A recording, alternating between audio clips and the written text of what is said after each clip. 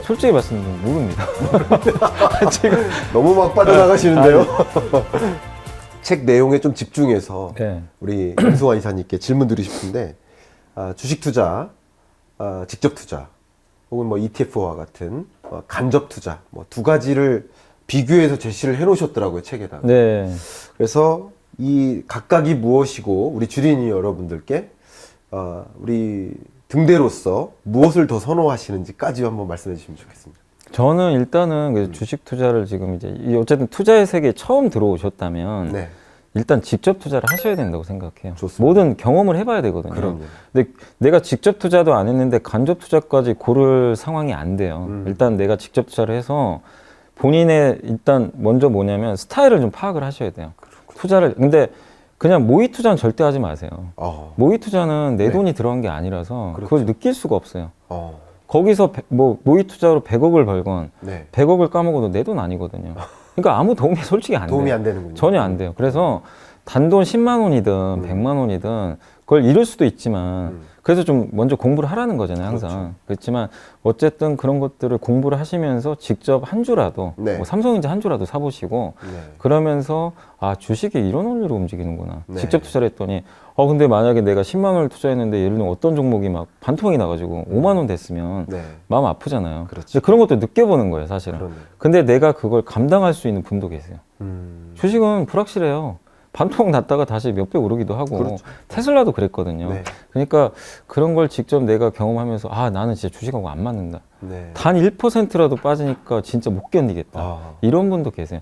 근데 그런 분이라면 간접 투자로 돌아가면 돼요. 그렇군요. 그래서 먼저 해보고 나의 성향은 뭔가, 나는 좀 위험을 즐기는 성향인지, 즐기는 분은 없겠지만 좀 받아들일 수 있는 성향인지, 아니면 난 진짜 위험 나 도저히 못 견디겠다. 근데 투자를 안 하면 도태되니까. 네. 그런 분들은 이제 ETF 같은, 아니면 뭐 펀드에 맡겨도 돼요. 그렇죠. 사실 요새 뭐 우리 한국 펀드도 괜찮으니까. 네. 그래서 그런 경우에 한번 최소 2년 정도는 해보셔야 돼요. 1년 한다고 된 건 아니고, 네. 보통 많은 이 고수분들이 한 3년 정도는 얘기를 하시더라고요. 근데 한 최소 2년은 해보시고, 나는 간접 투자가 맞는 것 같다. 아무리, 그런 분들 계세요. 공부 아무리 해도 안 되는 분들 계세요. 진짜요. 진짜 계시더라고요. 알겠습니다. 네. 근데 그런 분들은, 그러면 너무 스트레스 받지 마세요. 뭐 네. 스트레스까지 받으세요. 그러면 차라리 ETF, 우리 그 코스피 지수를 지수만 추정하는 그럼요. 상품도 있잖아요. 네. 그대로.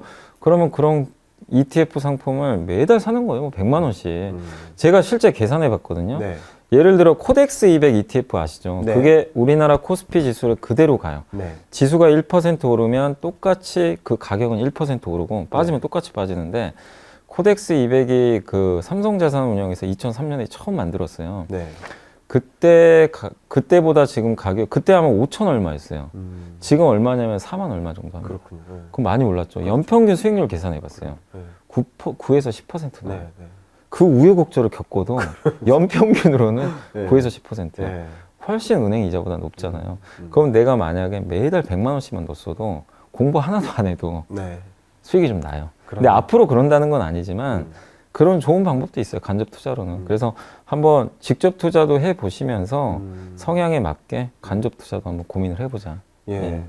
이 주식 투자에 입문하시는 분들로서 내가 뭘 좋아하는지를 알아야 되잖아요. 나를 먼저 알아야 되잖아요. 그러니까 내가 위험 추구형인지 안전 추구형인지 정말 얼마 떨어지면 불안해서 못 맞아요. 견디는 사람인지.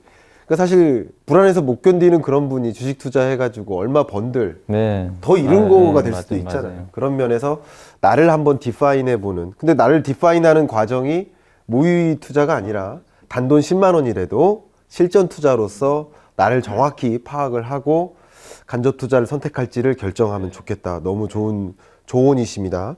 자, 두 번째 또 질문 드리고 싶은 게 많이들 이제 주린이 분들이 주시는 질문인데 성장주와 가치주 이게 각각 무엇인지 어디에 투자를 해야 되는지 이 질문 많이 주세요. 한번 설명해 주시겠습니까? 이게 좀 약간 어려울 수 있는데 뭐냐면 이제 주가라는 게요. 뭐냐면 이 두 가지에 의해서 움직여요. 뭐냐면 이익 곱하기 밸류에이션이라고 그러니까 멀티플이라는 용어로 PER을 써요. 네. 그러니까 주가는 이익 곱하기 PER인데 네. 이 이익은 아실 거잖아요. 뭐 이익 늘면 당연히 주가 오르겠죠. 그렇죠. 근데 PER이 도대체 뭘까? PER은 이제 개념이 뭐냐면 지금 버는 돈에 이 회사가 몇 배 거래되냐. 아까 제가 삼성전자 얘기했지만 삼성전자가 1년에 50조 벌죠. 지금 만약 시가총액이 회사의 크기거든요. 네. 거래되는 크기인데 그러면 500조에서 이익으로 50조를 나누면 10이 나오죠. 그렇죠. 예, 그게 PER이라는 그렇죠. 겁니다. 근데 테슬라는 이 PER이 100에서 거래되고요. 네. 삼성전자 지금 10에서 거래돼요. 네. 아니 테슬라는 왜 100이고 그러면 이익 대비 걔는 왜 100배지? 삼성전자 왜 10배밖에 안 줘? 네. 애플은 한 20 몇 배 줘요. 이 차이가 어디서 날까? 네. 그 기업의 미래 가치나 이거 복합적이에요. 그렇죠. 한마디로 그냥 사람으로 치면 네. 그러니까 여러분이 만약 자식들이 있다면 고등학생 자녀가 한 2분 있다면 공부를 잘해요. 한 그 큰아들은 네. 예를 들면 네. 아 쟤는 뭐 서울대 연고대 갈 것 같고 나중에 대기업 갈 것 같아. 음. 그리고 여러분이 생각하는 그 자기 아들이나 딸의 점수를 매겨보세요. 네. 미래의 점수 당연히 높게 나오겠죠. 네. 근데 그 막내 아들이나 네. 막내 딸은 맨날 놀아요. 그럼 실제 그러신 거 아니에요? 쟤 커서 뭐가 되려고 그러지? 그럴 거 아니에요. 그럼 점수를 아무리 높게 주고 싶어도 못 주는 못 줘요. 거죠. 네. 근데 그걸 이제 사람을 빗대서 한 거지만 그게 PER입니다. 그렇죠. 그러니까 미래 네. 이 친구가 얼마 정도로 성장을 할까 정확히 계산은 안 되지만 그 매력도예요. 매력도. 기업도 똑같아요. 이건 시장 참가자들이 결정할 문제입니다. 그렇죠. 그래서 이익 곱하기 PER 이 둘 다 올라가면 너무 좋은데 그렇죠. 이익을 먼저 보는 걸 우리가 가치주라 그래요. 가치.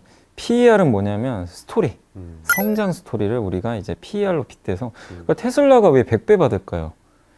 아직은 돈을 아주 많이 벌진 않지만 테슬라 지금 하는 걸 보니까 야 앞으로 전기차 시대 올 텐데 얘가 다 먹는 거 아니야?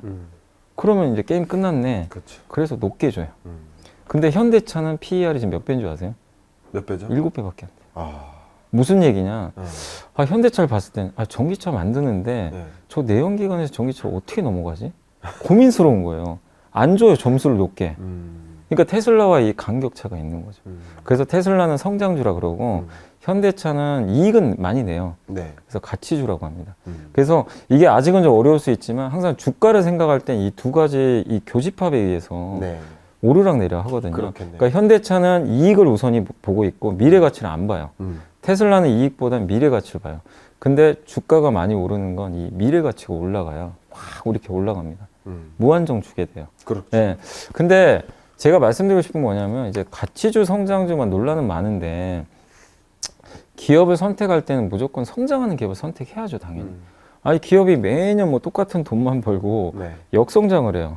그러면 당연히 못 갑니다. 네. 그래서 조금이라도 그 기업의 성장이 나오는 게 당연히 좋은데 한 가지만 더 첨언을 드리면 금리가 이렇게 올라가는 환경에서는 투자자들이요 인색해져요. 아. 약간 성장에 좀 인색해진다고요. 인색해지죠. 네, 인색해집니다. 작년같이 유동성이 풍부한 환경에서는 적자가 나도요. 야, 너 적자 나도 상관없어. 지금 이렇게 경기 안 좋은데 네. 야, 너 스토리 너 너무 좋으니까. 작년 메타버스 NFT. 네. 네. 막 적자 나는데 10배 갔어요. 그러니까 이익은 아닌데 퍼를 높게 준 그렇죠. 거예요. 네. 근데 금리가 오르면요. 사람들이 퍼에 인색해지기 시작해요. 인색해지는 조금씩은. 거예요. 예. 그리고 숫자를 보기 시작해요. 그렇겠네요. 예. 근데 지금 금리가 오르잖아요. 그렇죠. 그래서 이제부터는 여러분들이 무조건 성장주라고 환호하시면 안 되고 성장은 기본이지만 네. 이제 앞에 숫자까지 보셔야 돼요. 네. 이익이 나면서 성장이 나오는 기업이 뭔가 네. 이 고민을 할 지금 시점이 왔고 네. 그리고 워런 버핏한테 이런 질문을 옛날에 했나 봐요. 뭐라고 했냐면 그러니까 이런 비슷한 거예요. 성장주하고 가치주 이익이 우선이냐 성장이 그러니까 이익이 우선이냐 스토리가 우선이냐 네. 이걸 물어봤는데 물론 스토리 주식 좋다. 근데 자기가 봤을 때는 결국엔 장기적으로 꾸준히 이 시장에 살아남은 사람은 이익을 우선시하는 사람이 살아남았대요. 꾸준하게. 왜냐하면 이익이 기반이 된 상태에서 스토리가 나오면 너무 좋죠. 그렇죠. 편안하게 가는데 스토리까지 나오면. 근데 이익이 안 나오는데 스토리만 보고 스토리만 했던 주는 거는 결국 망하는 사람이 너무 많았대요. 아. 숫자가 뒷받침이 안 돼서. 네. 잠깐 좋았다가 망하니까. 네. 옛날에 혹시 3D TV 기억나세요? TV. 네. 네. 그게 전형적인 망한 사례예요. 그러네요. 그때 3D TV 막 집에서 본다 어쩐다 막 만들고 난리가 났었는데 3D TV 관련주가 몇 배씩 갔다가 네. 어떻게 망했어요. 어. 안 나왔지. 결국엔 없어져 버렸잖아요. 그렇죠. 없어졌죠. 숫자가 기반이 안 된 거죠. 그러네요. 그래서 항상 이익에 기반해서 지금도 돈을 잘 벌지만 앞으로 스토리가 좋아질 기업을 찾는 거. 그래서 저는 너무 구분보다는 그런 식으로 한번 좀 접근을 해보는 게 투자자도 자기의 투자 성향에 따라서 조금 더 성장주의 포트폴리오를 더 많이 비중을 예, 준다든가 그럴 수도 있죠. 아니면 나는 좀 더 이렇게 하고 싶어 하면 가치주에 좀 더 포트폴리오를 구성을 한다든가 네, 뭐. 그것도 좋은 그것도 좋은 해안일 방법. 수 있겠네요.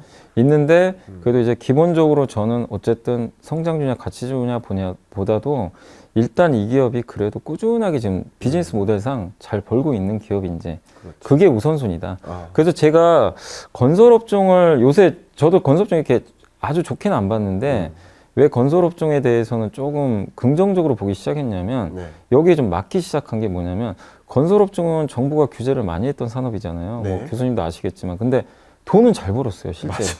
아 이렇게 돈 잘 버는데 주가가 안 가요. 네. 근데 왜 그러냐면 위에 성장이 막혀 있었죠. 공급을 못하게 하니까. 네. 근데도 그 악조건에서 돈을 벌었는데 근데 이제는 돈도 잘 버는데 성장을 성장까지. 열어줬잖아요. 그렇네요. 이런 기업들은 이제 굉장히 퍼포먼스가 좋을 수 있다는 거예요.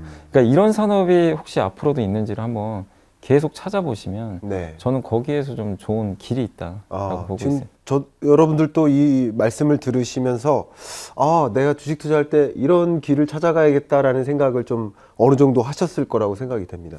근데 말씀 중에 제가 또 캐치된 게 뭐냐면 특히 좀 드림에 해당되는 거, 예. 스토리가 좋은 예. 기업들, 이런 기업들 같은 경우는 어떻게 보면 장세가 유동성 장세처럼 좋을 때는 폭발하는데 또 실적 장세라든가 뭐 이럴 때는 또 많이 또 출렁이지도 않나 뭐 이런 네. 생각을 하는데 그래서 주린이들이 그런 질문 많이 하지 않습니까? 유동성 장세냐 실적 장세냐. 지금 방금까지는 그 기업 자체를 봤다면 그 기업들을 투자할 수 있는 투자 여건을 잠깐 보자는 거죠.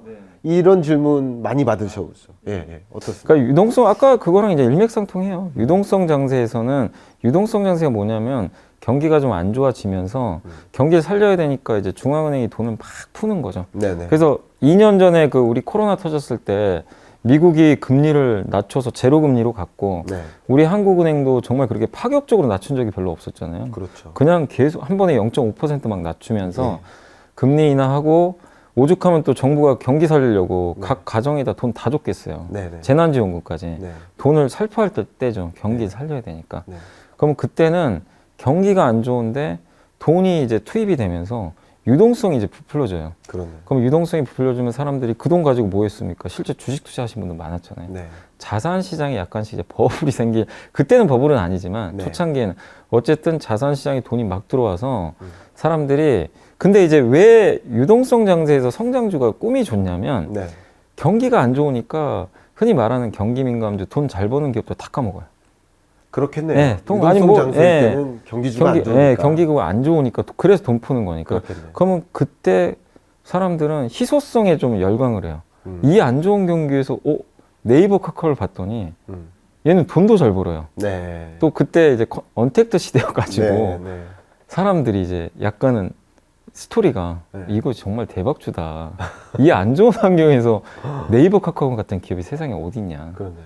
그래서 네이버 카카오 5배 막 4배 갔었잖아요. 네, 네, 네. 그게 이제 유동성의 힘이에요, 사실은. 근데 네이버 카카오가 작년 하반기 올해 안 좋잖아요, 사실은. 네. 그게 뭐냐면 유동성의 이제 힘이 약해지기 시작합니다. 음. 돈을 회수하기 시작해요. 네. 그 돈을 회수한다는 건 결국에 이제 중앙은행이 풀었던 돈을 회수하는데 돈이 이제 회수된다는 건 아까 설명드렸지만 시장이 이제 꿈에 인색해져요. 예. 그리고 보통 돈을 회수할 때는 경기가 좋아질 때 회수를 하게 됩니다. 경기 이제 좀 살아날만 하잖아. 그렇죠. 예. 그러면 사람들이 꿈에서 현실을 봐요. 이제 기업 실적 좋은 걸로 좀 약간씩 바뀌기 시작해요. 그래서 보통 실적 장세에서는 되게 간단해요. 실적이 개선되는 종목들이 그러네. 좋아져요. 그래서 그쪽으로 이제 시장의 심리가 쏠리게 됩니다. 쏠리죠. 그래서 올해 1분기 들어와서 여러분들 보시면 이 안 좋은 장에서도요, 실제 실적이 잘 나오는 기업들이 주가 퍼포먼스가 너무 좋았어요. 근데 작년에 메타버스나 NFT나 게임주들이 꿈을 안고 갔지만 주가 다 반토막 났거든요. 예. 유동성 장세, 실적 장세로 넘어가니까. 그래서 그걸 우리가 정확히 캐치하기는 어렵지만 이렇게 많이 풀렸던 거를 어느 날 갑자기 물가도 오르고 금리도 오르면서 중앙은행들이 자 이제 좀 금리를 서서히 좀 올려봐야 될 것 같은데 이런 코멘트들을 줄 거예요. 그때부터는 좀 꿈보다 실적으로 조금씩 여러분들이 네. 스타일을 바꿔가시면 된다. 근데 지금은 분명한 실적 장세가 시작이 됐고 그렇죠. 여러분들이 꿈보다는 꿈도 있으면 좋지만 우선순위는 좀 실적을 먼저 보시고 하시면 좋을 것 같다. 이렇게 말씀드리겠습니다. 결국 기업 안과 기업 밖을 같이 보시면서 그 해당 장세에 맞는 종목을 고르시면 또 성공할 수 있겠다라는 그런 말씀을 주신 것 같아요. 이쯤에서 제가 책인싸를 통해 드리는 공통 질문이 있습니다. 날카로운 질문 시간입니다. 여러분이 이미 찐으로 인정하고 계시는 분이지만 이 날카로운 질문에 얼마나 잘 소화를 하시는지를 보시고 여러분 스스로 찐으로 인정하실지 여부를 결정해 주시면 좋겠습니다. 뭐 지금 말씀 중에도 있고요. 책에서도 여러 가지 주린이들이 나누는 그 질문 속에서도 보니까 책을 보다 보니까 기술적 분석도 해야 돼요. 재무제표도 봐야죠. 또 시장도 봐야 되죠. 정말 할 것들이 굉장히 많습니다. 이렇게 여러 가지를 해가면서 자기 시간 많은 걸 투자해가면서 시간과 비용을 많이 투자해가면서 그 투자 성공을 위해서 달려나가고 있는데 근데 그렇게 많이 투자해서 까지 주식 투자를 해야 되는 건지 어떻게 생각하십니까? 이거 진짜 좋은 질문이신 것 같은데 네. 저도 그런 질문 좀 많이 받거든요. 네. 너무 공부할 게 많다. 그렇죠. 실제로 그래요. 근데 이거예요. 공부는 하면 할수록 좋아요. 시간 되시면 이제 두루두루 하시면 진짜 좋긴 한데 결국 나는 시간도 부족하고 어느 걸 그러니까 이거죠. 공부해도 그러니까 뭐 수능 공부할 때도 그렇고 다 마찬가지잖아요. 네. 우선순위를 생각을 해야 돼요. 그렇죠. 어디를 내가 집중을. 근데 이건 답은 정해져 있어요. 네. 아까 우리 처음에 일부 시간에 물어봤잖아요. 뭐 사야 돼요? 근데 제가 뭐라 그랬죠? 기업 가치가 증가할 기업이 뭐예요? 앞으로 좋아질. 그럼 결국 뭐죠? 기업을 분석하는 공부를 하셔야 돼요. 그렇죠. 그게 우선순위예요. 차트보다 기업 가치가 증가하면 주가는 따라서 갑니다. 그럼 그걸 내가 분석할 줄 알아야 되잖아요. 네. 그래서 기업 가치를 내가 어떻게 분석을 할지 뭐 애널리스트분은 정말 어렵게 하라는 게 아니라 내가 그러니까 예를 들면 그 우리 한국에 뭐 예를 들면 뭐 갑자기 생각나지만 CJ 제일제당을 한번 볼게요. 네. 제일제당 누구나 아는 음식료 회사인데 네. 그 회사의 사업 보고서를 보면요 나와 있어요. 매출 비중 같은 거. 그렇죠. 그러면 CJ 제일제당에서 가장 많은 걸 차지하는 게 가공식품. 뭐 여러분이 좋아하시는 비비고 만두라 하거나 그게 있고 이 회사는 또 뭐냐면 사료 첨가제도 해요. 되게 다양한 사업을 많이 합니다. 네. 그러면 그런 비즈니스 모델을 알고 있다면 이 회사는 앞으로 이 비비고 만두라든가 가공식품이 앞으로 많이 팔린다거나 이러면 좋아지겠죠. 네. 그리고 사료 가격이 올라가면 더 좋을 수 있고 네. 요새 사료 가격이 많이 올라가요. 그죠? 요새 막 갑자기 우크라이나 전쟁 터져가지고 맞아요. 내가 그런 비즈니스 모델을 좀 알고 있다면 어느 상황이 와도 적절하게 할 수가 있어요. 지금 상황에서 이 회사 괜찮겠구나. 네. 지금은 또 안 좋겠구나. 네. 이런 것들을 판단이 가능한데 대부분이 가장 쉽게 생각하는 차트부터 공부를 하세요. 네. 매매 어떻게 하는지. 이거부터. 근데 기본은 주식 투자 기본은 기업 가치가 증가하는 기업을 내가 발굴을 하는 게 일단 우선순위예요. 그렇네요. 그래서 비즈니스 모델을 알아야 됩니다. 그래서 그거를 BM이라 그러잖아요. 그렇죠. 그래서 정성적인 분석이라 그래요. 정성적인 건 뭐냐면 이 회사의 어떤 비즈니스 사업 구조를 공부해서 앞으로 이 회사가 어떻게 될 거냐, 음식료 사업은 어떻게 될까, 이걸 꾸준히 고민. 그리고 미국에 지금 CJ 제일제당이 지금 투자를 많이 해놨어요. 네. 미국에서 지금 비비고 만두가 대박이 났다고는 하더라고요. 근데 이게 앞으로도 잘 될지 그런 거에 대한 고민. 이건 약간 이제 스토리텔링도 있을 수도 있어요. 맞아요. 그런 거 하나랑 두 번째가 정량적 분석이 있어요. 숫자 공부. 네. 재무제표입니다. 재무제표를 통해서 이 회사의 몇 년치 업력을 알 수 있잖아요. 그동안 돈 잘 벌었구나. 꾸준하구나. 그래서 이 회사가 지금 앞으로도 돈을 얼마나 벌까. 재무제표 이걸 통해서 알 수 있고, 그리고 안전한 기업인지 부실한 기업인지 우리가 알 수 있잖아요. 재무제표 보면 그렇죠. 부채가 많은지, 그리고 불황에 강한 기업인지, 이렇게 인플레가 이렇게 너무 높을 때 가격 전가가 가능한 기업인지, 이거는 재무제표 분석을 해보시면 알 수 있어요. 물론 어렵죠, 처음에 하기는. 근데 우선순위를 이 두 개로 좀 놓고 좀 먼저 하셨으면 좋겠어요. 그러니까 재무제표 공부, 책 많아요. 좋은 책들 많으니까 재무제표 공부, 그 다음에 사업보고서 공부, 이 두 가지, 이 기업이 도대체 뭐 하는 회사인지, 맞아요. 이 두 가지를 면밀하게 먼저 한 다음에 그 다음에 이제 매매 공부도 하고, 이게 나가면 좋은데 이게 반대로 되신 분들이 너무 많으세요.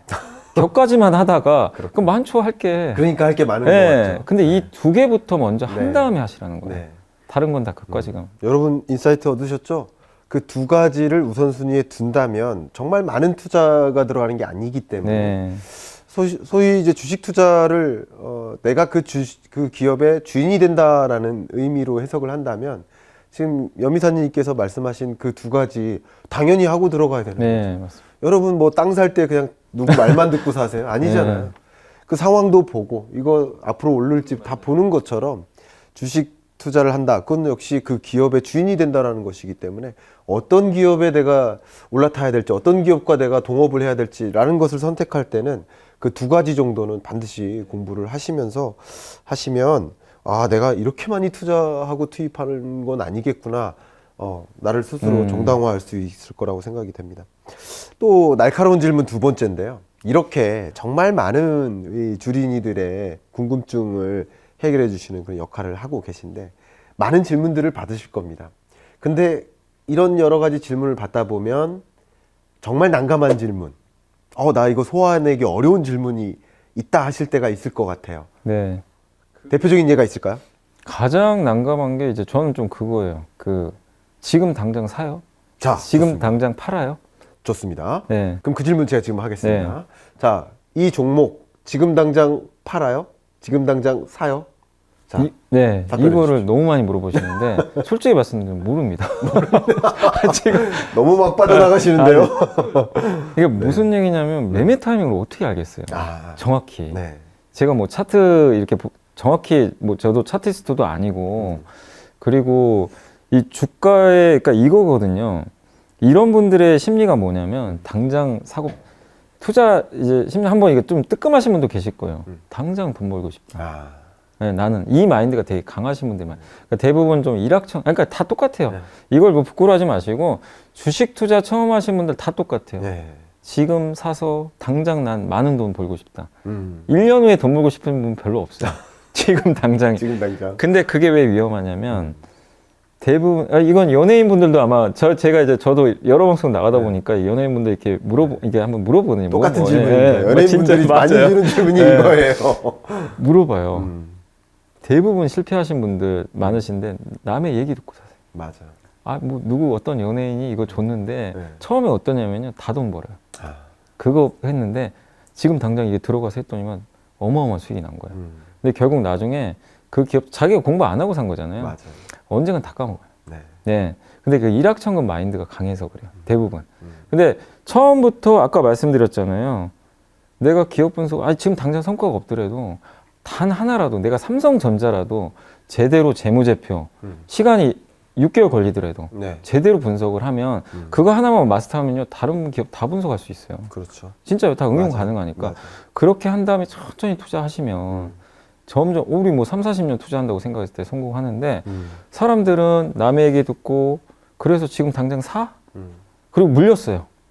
이거 안 좋은 것 같은데 지금 당장 팔아요. 여기로 가요. 자꾸 매매 이렇게 네. 돼요. 네. 근데 그걸 어떻게 알겠어요? 네. 삼성전자 내일 오를지 네.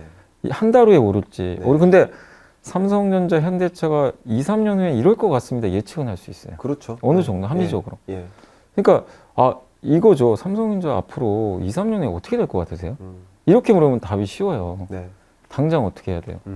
이건 저도 진짜 모릅니다. 당장을 대신에 2, 3년 후로 네. 말을 바꿔서 질문하시면 좋겠다. 네. 생각이 근데 너무 눈앞에 거만 지금 당장에 이것만 보려고 하시니까.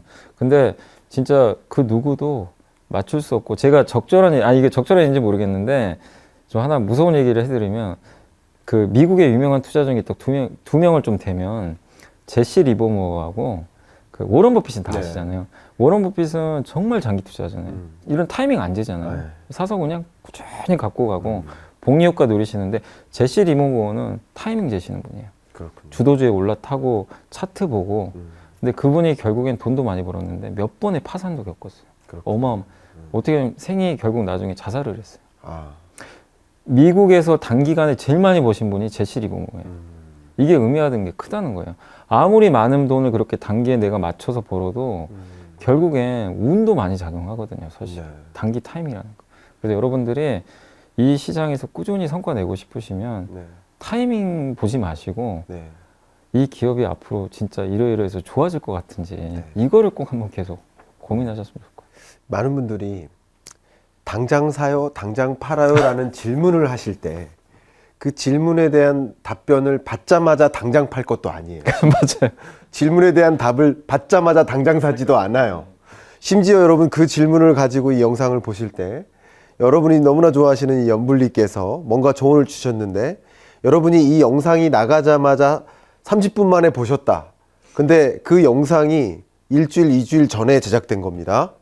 그러니까 당장 사요, 당장 팔아요라는 그 질문에 대한 답을 찾고자 유튜브를 봐서도 안 된다. 네, 맞아요. 왜냐면 그 유튜브에서 설명하는 그 컨텐츠 크리에이터가 하는 그 이야기조차 나하고 당장이라는 시점하고 안 맞다는 안 맞아요. 거죠. 예, 도저히 안 맞다는 그런 면에서라도 저는 꼭 그런 조언을 저도 드리고 싶은 마음입니다.